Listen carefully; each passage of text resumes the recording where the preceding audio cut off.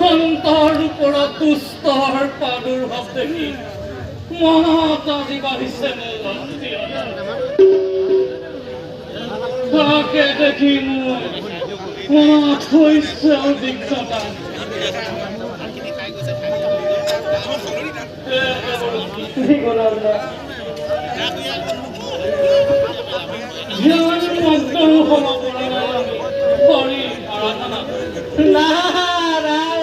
নাৰায়ণ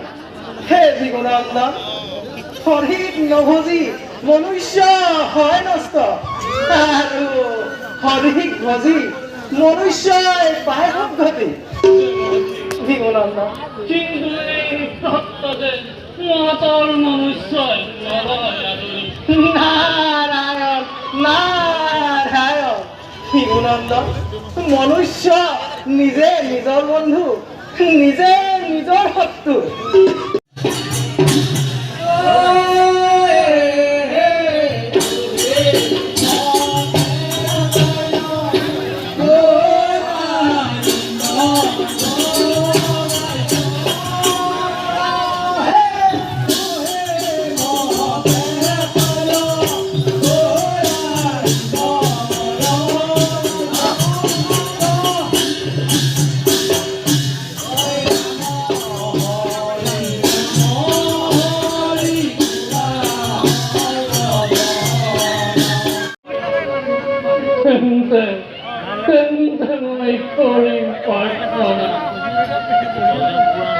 দূৰ হ'ব আপোনাৰ পদাৰ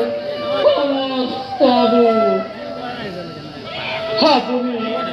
আপুনি মহান ঋষিবৰ কিন্তু ঋষিবৰ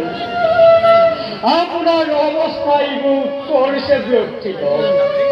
ৰাজন মোৰ ইচ্ছা নকৰিব যদিও কৰি নহিতিও জ্ঞান সাংসাৰিক দায়িত্ব পালনে জীৱই পাই পৰিত্ৰাণ কিন্তু বুজিলো মোৰ নাই কোনো সাংসাৰিক জীৱন কোন নাৰীয়ে মোৰ দৰে একাংশ বৃদ্ধ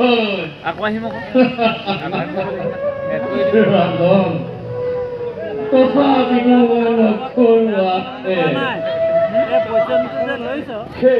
দেখিব আপোনাৰ দৰে মহৰিষিক পাবলৈ যিকোনো নাৰীয়ে কৰিব হেঁপাহ ৰাজন ক'বলৈ সহজ বাস্তৱ যে অতিকে কঠিন পাৰিব জানো আপোনাৰ কন্যাই স্বইচ্ছাই কৰিব দিবা পাৰিব জানো আপুনি আপোনাৰ কন্যাক এই মোৰ দৰে অন্ধবিদ্ধলৈ কৰিব জানো দান ভয়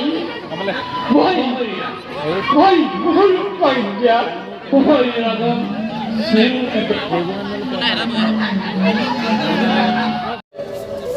তেওঁৰ দৃষ্টিশক্তি কি পিতা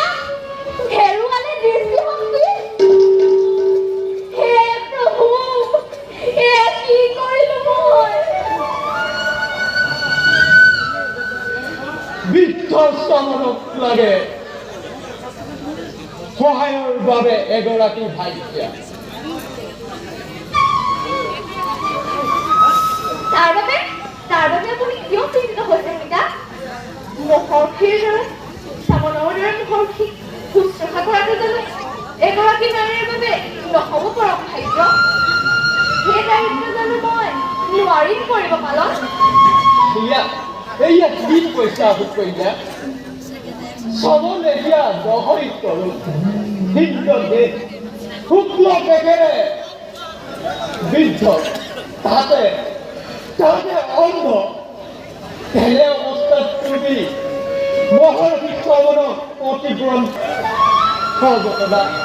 পাহি নামৰ ৰালগৰ কন্যা নগৰু প্ৰদান কৰাবিও সেই অন্ধবিদ্ধ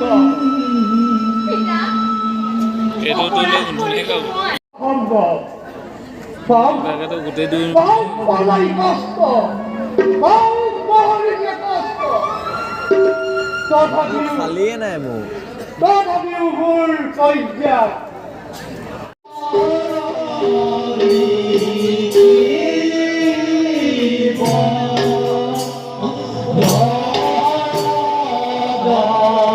Oh